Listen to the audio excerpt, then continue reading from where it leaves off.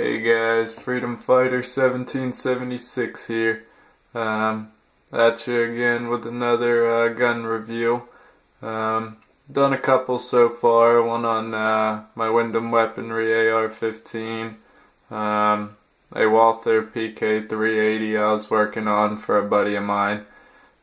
This one's mine. This is my Springfield Armory XD40 4-inch service model. As you might be able to tell, it looks a little bit different than it would when it came from the factory at Springfield Armory. We've had the slide Cerakoted.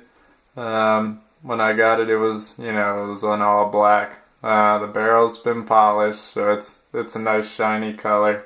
As you might be able to tell, you guys out there that have one, the frame doesn't actually match the 4-inch slide. That's because we took and cut the frame down so it would be compatible with a subcompact magazine and still have the 4-inch slide and barrel, which kind of gives you the best of both worlds. You can run, your subcompact magazines for when you carry, and then if you're at the house, you can use your standard size magazines.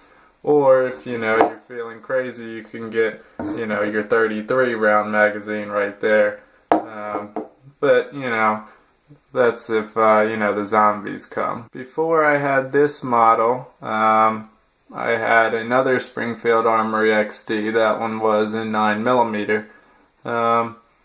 I'd sold that one, and I regretted it ever since. I should have kept it. So I went and, got this one to kind of fill the hole, fill the void, if you will. And, it's been fantastic. I have about 2,000 rounds through it now, and it's just been phenomenal. No matter what kind of ammunition I run in it, whether it's the cheap stuff, the good stuff, remanufactured stuff, it doesn't matter. It eats everything. So it's a very reliable handgun. This is definitely my go-to combat handgun. It does everything I need it to do. Some little things about it, it has ambidextrous mag release, which you guys might know I'm left-handed, so definitely a plus there. It was between this gun and a Glock that I was looking at. I've always been a fan of the Glocks, but as far as the Gen 1, 2s, and 3s for the Glocks go, the magazine release is not ambidextrous and you cannot switch it back and forth. As far as the Gen 4 Glocks go, you can interchange them. So that's one thing that Glock did, to kind of hit all sides of the market. But the Springfield Armory comes standard with the ambidextrous mag release, so I really like that being left-handed. A couple things that this gun actually has over the Glock, I would say advantages over the Glock are it has a cocked indicator, which is right here on the back side. This little, let me get this for you, this little pin in the back, if it's cocked it'll pop out, so it's visibly there, and you can feel the bump there, so if you're in a dark room, okay, it's cocked. Also has a loaded chamber indicator here on the top. You'll see that this will pop up if there's a round in the chamber, so same kind of deal. You can see it, feel it in the dark, you know that there's a round chambered in there. Okay, sorry about that guys, had to set the gun back up, didn't want to cooperate with me. But like I said, it's been a fantastic gun. I have, like I said, 2,000 rounds through it, good stuff, bad stuff, it doesn't matter.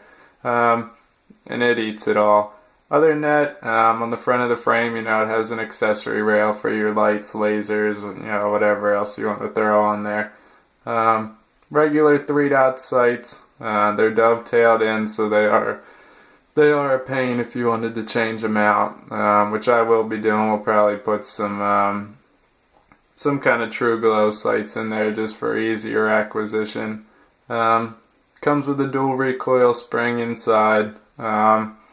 They make aftermarket kits for them. Companies like, I think it's DPM or DMS or, I'll have to look and see.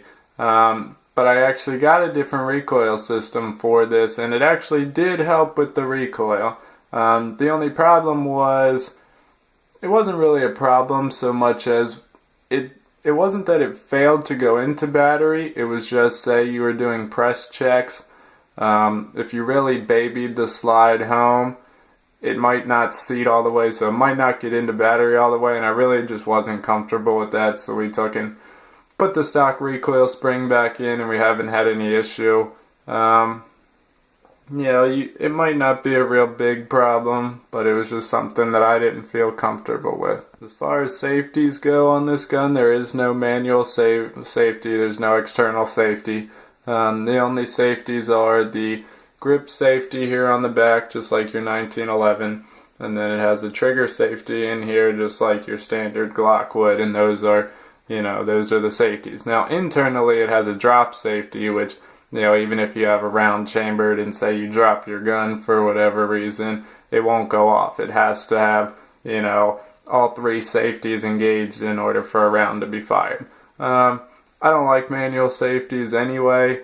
I'm just not a fan. I don't think you need them. I think your trigger finger is your safety. As long as you can control this, you'll be fine. If you don't want to shoot, keep shit out of the trigger guard. Simple as that. One thing I do want to show you guys, the only complaint I had about the XD, as far as parts being unreliable, is this one piece right in the top here. This is the striker retainer pin. And as you can see, the slide's all scuffed up, because I'll tell you what, when you try to get those things out of there, they break if you can even get them out. I say every 1,000 rounds, pull that striker out, clean it, and lube it. The only problem is when you go to pull this pin out, it don't want to come out, and when it does, it breaks. So what we did was we got a new striker retainer pin from PRP, which is Powder River Precisions. If you can see, I don't know if you can or not, but it's actually double rolled, which means it's rolled around twice, so it adds to the rigidity of the pin. So now you can take it out, and it won't be any type of problem. Plus, if say you like to do dry firing, when you dry fire this gun, the striker moves back and forth, and it actually hits up against that striker retaining pin. That's what holds it in place, so when you fire it, it comes in, hits it, comes in, hits it. So every time you pull the trigger, when you're dry firing, it slams into that pin, and a lot of times that's what happens when it breaks.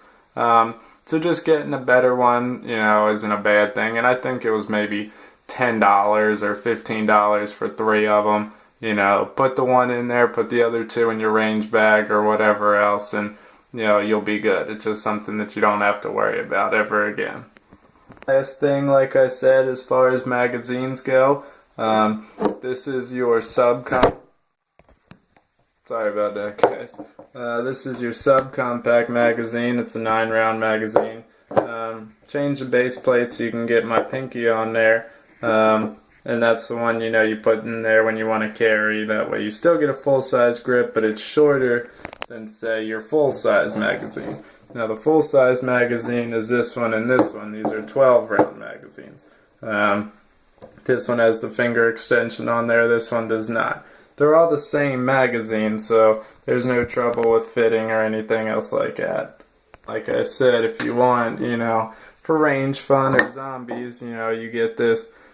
It's actually a 32 round 9mm mag from Pro Mag, and what I did was I couldn't find a 40 Smith & Wesson magazine from Pro Mag, so I took and just opened this up a little bit, cut these lips back a little bit, and now it runs 40s no problem.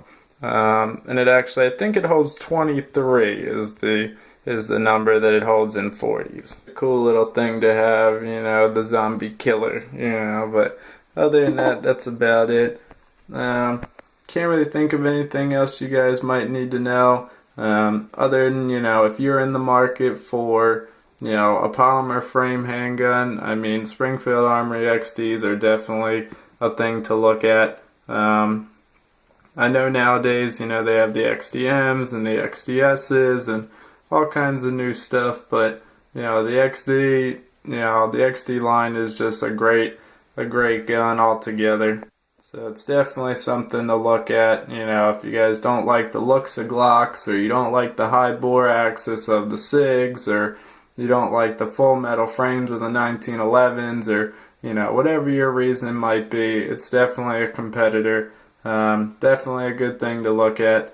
Other than that, you know, if you have this 180 grain critical duty coming at you, you know, you get hit with one of those things, you're not going to want to keep fighting me. Guaranteed. That's just the way it is. That high pressure round, that's a bad bitch right there. But like I said, guys, if you have any questions, you know, let me know. I can get more in depth about anything. Give you a couple close-ups here of the frame.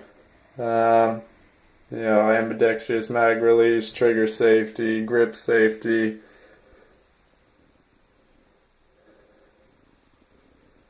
Three-dot sights, loaded chamber indicator, striker retainer pin, polished barrel. And this Cerakoting actually held on pretty good. Like I said, I have about 2,000 rounds through it, and the only spots that the Cerakoting actually suffered was here, you know, where we had to take and work on that pin, and then right up front here, I think I might have hit it on a table at some point loading or whatever the deal was. But other than that, it's held up real good. So Cerakoting is definitely a thing to go look at too. But other than that, guys, thanks for listening to me ramble on about my everyday carry and my under the bed gun.